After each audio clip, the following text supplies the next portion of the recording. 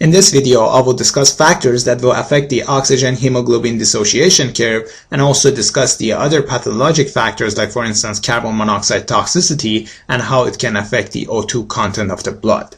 So O2 content of the blood is dependent on two factors. One is the amount of oxygen that is dissolved inside the blood, and this is referred to as partial pressure of oxygen. So an example of the oxygen being dissolved in a medium is, for instance, oxygen that is dissolved inside water. And so fish would be able to use that oxygen that is dissolved inside the water to be able to breathe. And then the other factor inside the blood that will help with the oxygen content is the hemoglobin. And then hemoglobin itself is also dependent on its saturation. So how saturated is the hemoglobin determines the total O2 content of the blood. So here I would like to first only focus on the partial pressure of the oxygen, and then I will discuss the hemoglobin and saturation after that. So in the pulmonary artery, the partial pressure of oxygen is 40 mmHg, while the partial pressure of the CO2 is 45. Atmospheric air, on the other hand, has 150 mmHg of oxygen and 0 CO2. Once the atmospheric air combines with the oxygen as well as the CO2 that is inside the pulmonary artery, they would come into a balance, yielding about 100 mmHg of oxygen and 40 CO2. So that's the balance of the alveolar partial pressure as well as the pulmonary veins partial pressure. So, and that is under the optimum condition. So before I come back to this concept, I would like to remind you that the lungs, in the apex of the lungs, there is more ventilation than perfusion. So the ventilation to perfusion ratio increases as we go up in the lungs, and the ratio is about 3.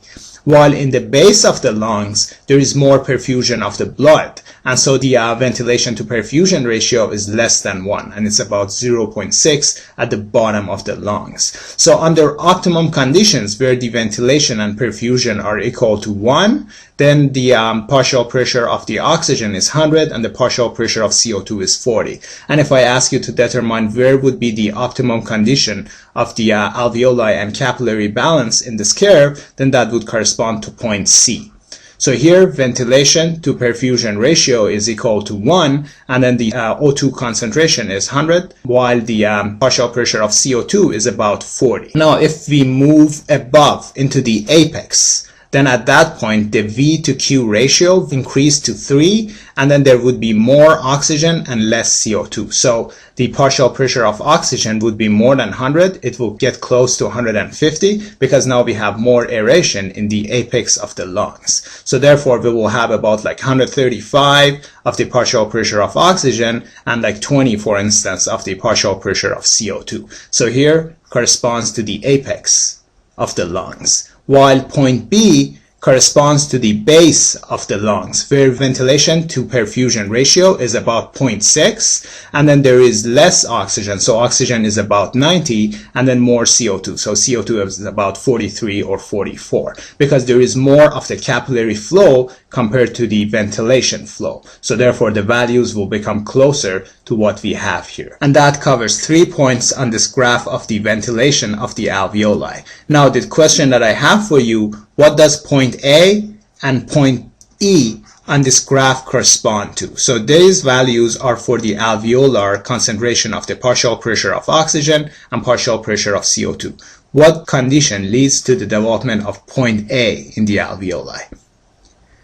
And so as you can see, at point A, we have maximum CO2, partial pressure of CO2. It has reached the level of the partial pressure of CO2 that is in the pulmonary artery, and the oxygen level is 40. So the oxygen level has also reached its minimum level. So a condition that can lead to point A is from the blockage of the alveoli. So if the alveoli is blocked, then there won't be any air that is coming in, and thus the partial pressure inside the alveoli will reach that of the pulmonary artery, which corresponds to the CO2 of 45 mmHg and oxygen of 40.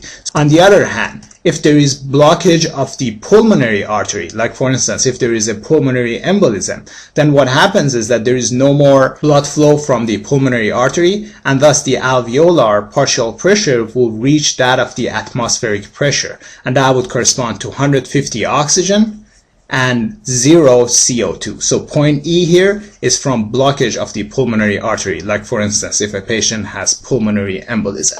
Alright, so here so far we've just discussed the partial pressure of the O2 and CO2. Next I would like to discuss the hemoglobin saturation and how different conditions can affect the O2 hemoglobin dissociation curve.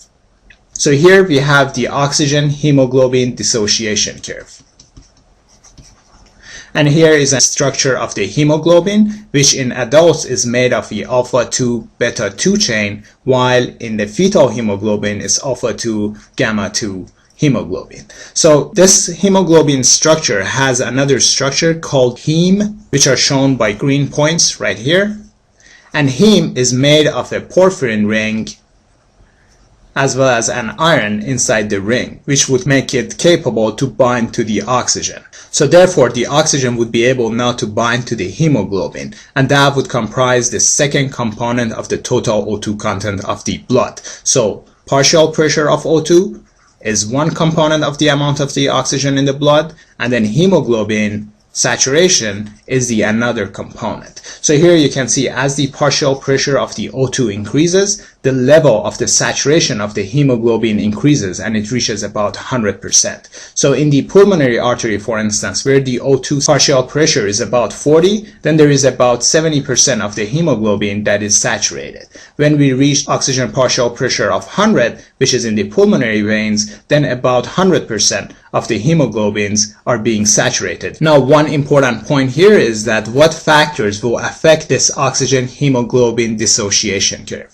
So under different conditions, hemoglobin will have to adjust into releasing more oxygen versus preserving more oxygen. So conditions that will enhance the hemoglobin to release more oxygen and thus shift the curve to the right is when there is more metabolic activity. For instance, when there is more partial pressure of the CO2, when there is more 2 and 3 diphosphoglycerate, which is a product of the glycolysis, and then also when there is more acid production, like for instance when there is lactic acidosis from the lack of oxygen. Then at that point the oxygen dissociation curve will shift to the right, and thus hemoglobins start to release more oxygen. And then another factor that I would like to include in the list is high altitude.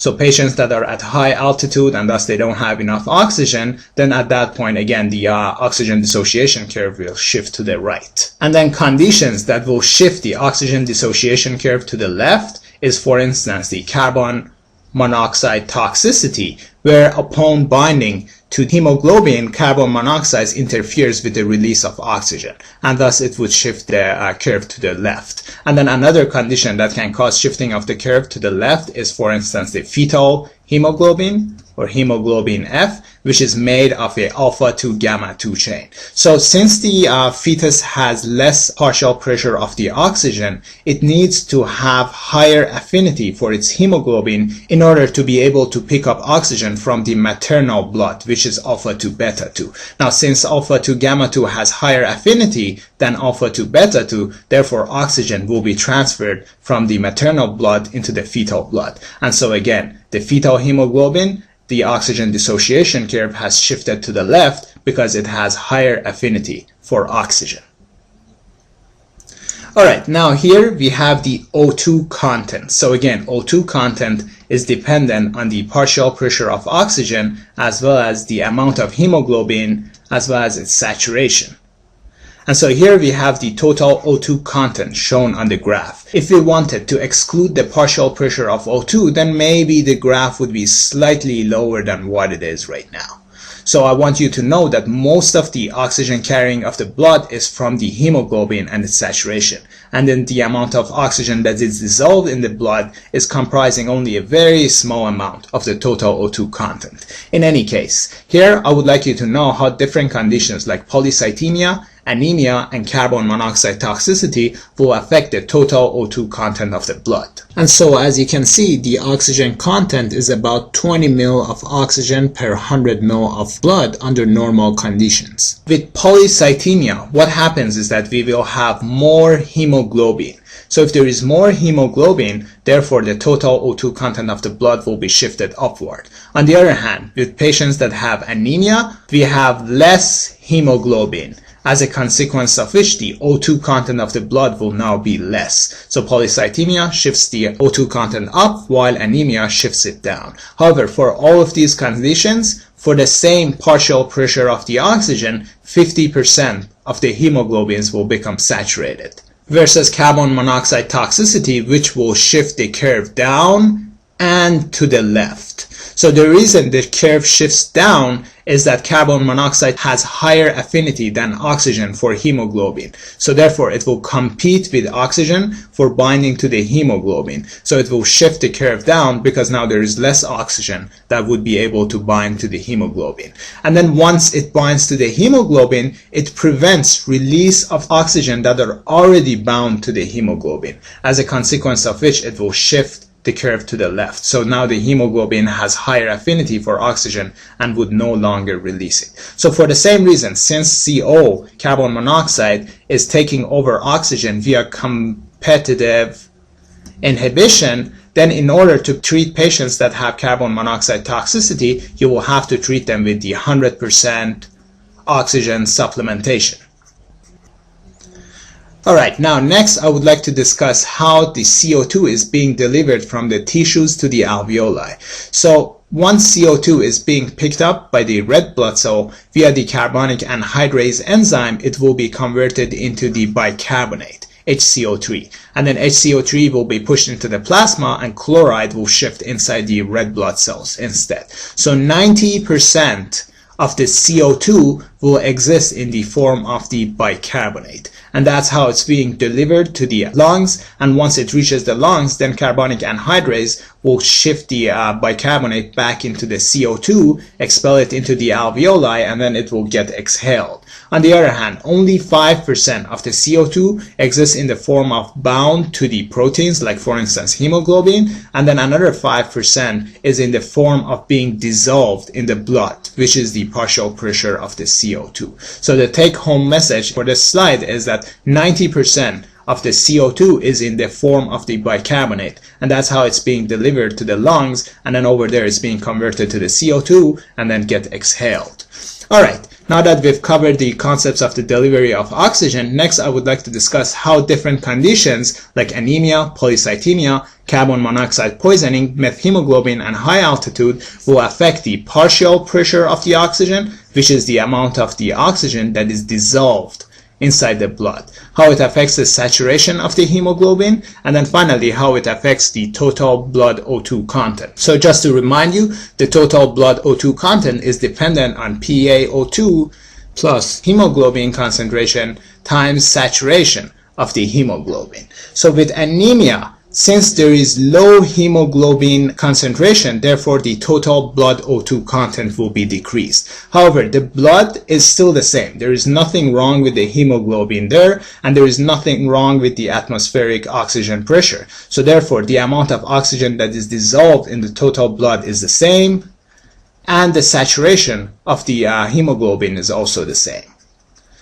So nothing has changed with the exception of the concentration of hemoglobin, which is lowered, as a consequence of which the total blood O2 content will also be decreased. With polycythemia, again, everything is normal, nothing wrong with the atmospheric oxygen or the saturation ability of the hemoglobin, but since now we have more hemoglobin, therefore the blood O2 content will be increased. With carbon monoxide poisoning, on the other hand, it will interfere with the saturation of the hemoglobin. So it will compete with oxygen, and so it will lower the saturation of the hemoglobin, as a consequence of which, since the saturation has decreased, the total blood O2 content will also be decreased. However, the amount of oxygen that is dissolved inside the blood will remain normal.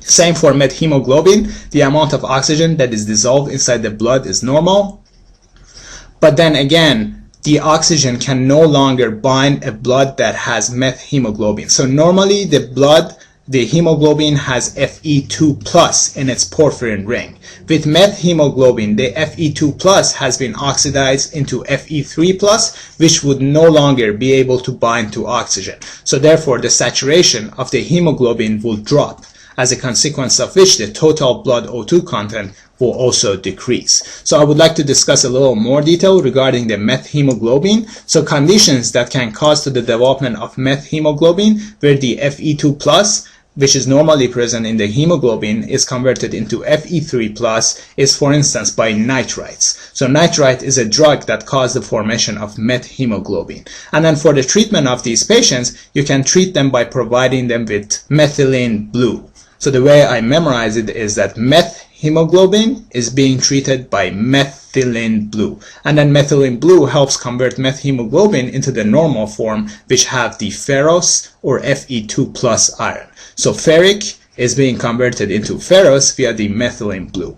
Now there is one clinical application for the formation of methemoglobin, and in patients who have cyanide toxicity. Since methemoglobin has high affinity and binds the cyanide, it prevents the cyanide toxicity. So in patients that have cyanide toxicity, what you can do is that you can provide them with nitrite to help form the methemoglobin, and now methemoglobin will bind to the cyanide and prevent intoxicity. And when you want to reverse the effects of methemoglobin, then provide these patients with methylene blue to form the ferrous iron again. But in any case, in terms of how the O2 content as well as saturation is being affected, since the oxygen is not able to bind the Fe3 plus, therefore the saturation of hemoglobin drops, and thus the total blood O2 content also drops. And then the final condition is high altitude. Since there is less oxygen inside the atmosphere, therefore the amount of oxygen that is dissolved inside the blood is also decreased. Since there is less oxygen that is available, therefore the saturation of the hemoglobin is also dropping. So since both amount of oxygen that is dissolved and the saturation is dropping, therefore the total blood O2 content is dropping. And that concludes our discussion.